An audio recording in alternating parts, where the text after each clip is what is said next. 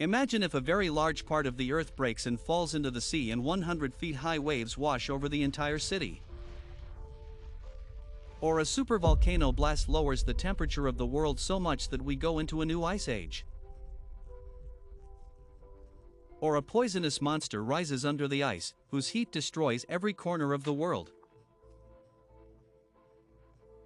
This is not a science fiction story, but natural threats that can end a person's life in one blow. We will talk about the 4 sleeping natural disasters on Earth, which have the ability to destroy the world. According to scientists, the arrival of these natural disasters is confirmed, but when? First of all, let's talk about Doomsday Glacier. Although its name is Thwaites Glacier, but why it is called Doomsday Glacier, you will find out in a little while. We all know that the sea level is increasing day by day and new problems are arising for humans. But how big will be the upcoming challenges and how much time we have left, it all depends on this Doomsday Glacier. This glacier, located in the west of Antarctica, is more than 1 kilometer deep in many places. That is, it is deeper than the height of Burj Khalifa. In addition to being deep, it is spread up to 120 kilometers, which makes it the world's widest glacier. This glacier, which is spread over an area of 192,000 square km, is so large that it can accommodate 318 cities like Mumbai or Karachi. This glacier has been in Antarctica for many years. The Thwaites Glacier is melting very fast in comparison to the entire Antarctica, which has increased by 4 in the sea level so far, but the most dangerous thing is its location. The Thwaites Glacier is a small part of the entire West Antarctic ice sheet, but the melting of it is linked to the risk of melting the entire ice sheet, which means that in the coming years, the sea level can increase by 3 meters or about 10 feet. And this is because the Thwaites Glacier is located right in the middle of the West Antarctic ice sheet. Experts say that the entire core of the West Antarctic ice sheet is on the Thwaites Glacier. If it is not stopped from melting, it will flood the entire West Antarctica. Because of this, the water of the sea will rule the cities on the coast. In these cities, the names of cities such as Mumbai, New York, Jakarta, Bangkok and Dhaka come first. If you look at this animation, this is the Antarctic ice sheet. It is quite deep from the middle because the snowfall that has been falling for centuries has made it thicker from the middle. As it is getting thicker from the middle, due to the same weight, glaciers are coming out towards the Antarctic Ocean. Glaciers coming out, which have water below them, are called ice shelves. Global warming is heating both water and air, which is why the ice shelves on both sides are also melting, but at different speeds. The land level in East Antarctica is higher than the ocean. Because of this, water doesn't reach the glaciers here, so the ice melts slowly. But West Antarctica is different. Most of it is below the sea level. This means that the water goes below it and flows through it. Can weaken it further and melt it quickly. This is why West Antarctica is considered the most important part of the world in terms of climate change. To understand correctly, look at the Earth's survey map below Antarctica. The eastern part is higher than sea level, marked in red and yellow. Whereas in its west, where the Earth is shown in blue, it is below the sea level. Especially this dark blue part is at the bottom. And here is Doomsday Glacier.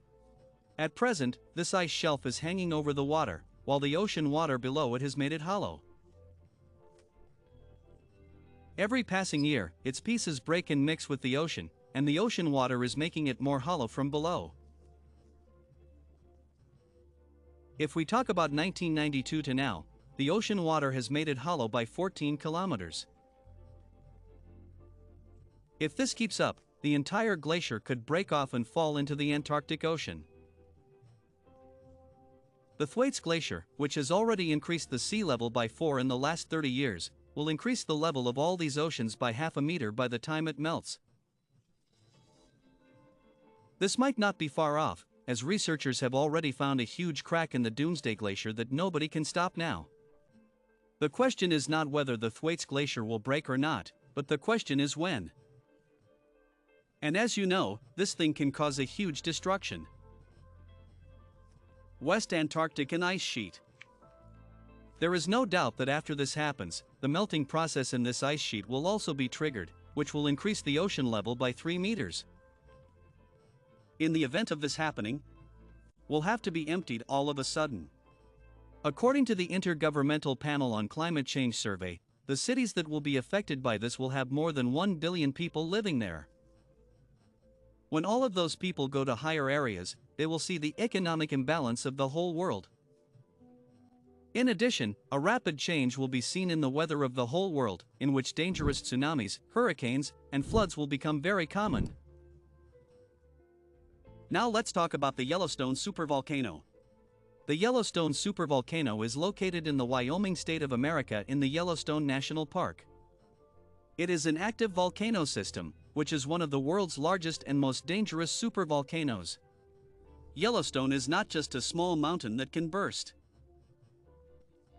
It is a supervolcano, which is filled with a lot of magma, that is, melted stone. If it bursts, its effects will not only be limited to America, but the whole world will have to face destruction. Yellowstone is located in a large caldera, which is about 70 kilometers long and 50 kilometers wide. This means that it is like a giant crater, which was formed after ancient volcanic eruptions. Experts believe that this supervolcano bursts once every 6 to 7 lakh years. The last time it erupted was around 640,000 years ago, and before that, it was about 1.3 million years ago, and even earlier, there was a big explosion around 2.1 million years ago. So, looking at its past record, it's not wrong to be concerned. The Yellowstone supervolcano could blow at any time in the next 60,000 years. If the Yellowstone supervolcano bursts, its effects will not be limited to just one country, but the whole world will have to face destruction. It would wipe out any city within a 1,000 kilometer radius in an instant. Because of the explosion, it will release gases such as volcanic ash and sulfur dioxide in the air, which will change the climate of the whole world. The clouds of ash will be so thick that the sun's light will not be able to fall on the ground for many years, which will cause the Earth's temperature to fall. This phenomenon is called volcanic winter. Crops will stop growing and there will be a shortage of food all over the world. Even if people survive, diseases will spread among them. Due to the presence of sulfur dioxide in the atmosphere, rain will not be in the form of water but in the form of acid. According to reports, if Yellowstone explodes today, at least 70% of the world's population can be destroyed. Now it's time for the Cumbre Vieja volcano. 700 miles from the northwest coast of Africa are the Canary Islands of Spain. Here, this island called La Palma was formed 40 lakh years ago due to the Cumbre Vieja volcano. This volcano is still active and can pose a huge threat to the world. During the last 60 years, volcanic eruptions have made a fault line, a crack in this island, which can also be seen in Google Earth. This crack is 6,000 feet above sea level. Scientists say that if there is a major eruption, the damage caused by the lava will be on one side, but a large part of the island can fall into the sea. Geologists believe that if the fault line is completely cracked, about 500 billion tons of heavy stone will slide at a speed of 250 will fall into the sea. Due to this landslide, the water of the sea will jump and fall for about 1 kilometer, which will start a series of tsunamis that will leave its mark in every corner of the world. Experts have named it the mega tsunami. These waves will travel up to 4,000 miles in every direction of the sea, in which Europe, America and Africa will be badly affected. Waves larger than 100 feet will destroy the entire system in coastal cities. La Palma's volcano is a time bomb that can explode at any time, and its impact will not only be on the Canary Islands, but the whole world can be affected by it.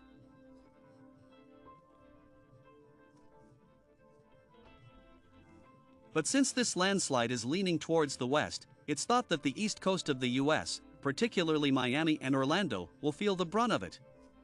If cities aren't evacuated in time, a mega tsunami could take millions of lives. And now finally let's talk about permafrost.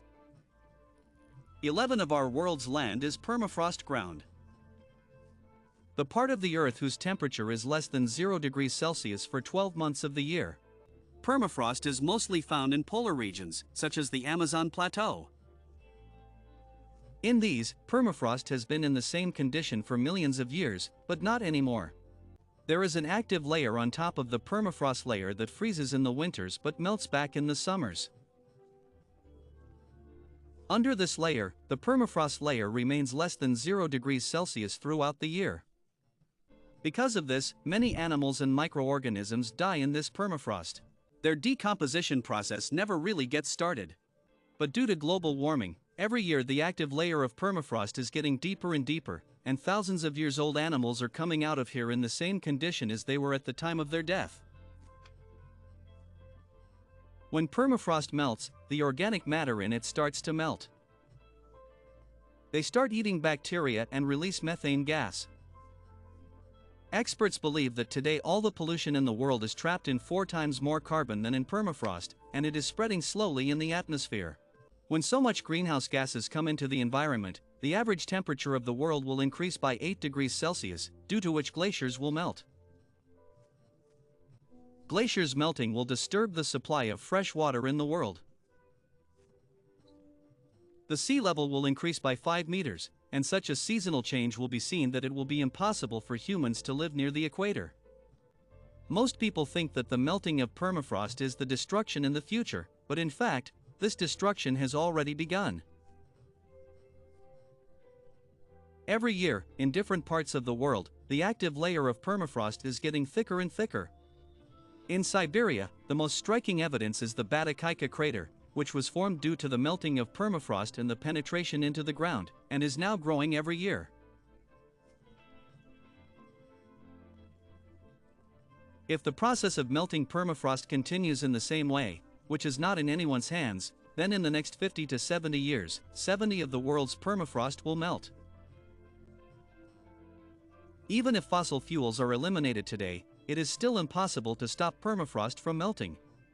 Hopefully, you all will like and share this video. Thank you for your lovely comments. See you in the next video.